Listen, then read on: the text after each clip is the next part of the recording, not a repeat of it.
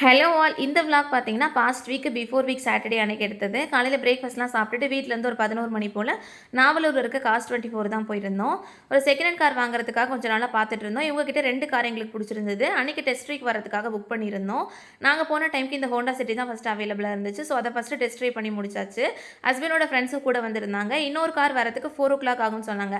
அப்போ டைம் 2 தான் ஆயிருந்துச்சு. ஸோ அவ்வளோ நேரம் அவங்கள வெயிட் பண்ண வைக்க வேணாம்னு சொல்லிட்டு பக்கத்தில் இருக்க ஜூஸாக போயிட்டு கொஞ்சம் ஜூஸு ஸ்நாக்ஸ்லாம் சாப்பிட்டுட்டு அப்படியே அவங்க கிளம்பிட்டாங்க.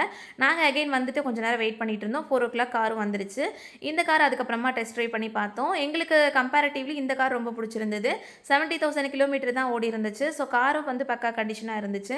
ஸோ மற்ற பார்ட்ஸ் எல்லாம் எப்படி இருக்குது, இன்ஜின்லாம் எப்படி இருக்குன்னு சொல்லிட்டு தரவாக செக் பண்ணிவிட்டு காரை டோ பண்ணி கம்ப்ளீட்டாக செக் பண்ணி முடிச்சாச்சு. இந்த கார் பிடிச்சிருந்ததுனால அன்றைக்கே வந்து 10,000 பக்கம் டோக்கன் மட்டும் போட்டுட்டு வந்துட்டோம்.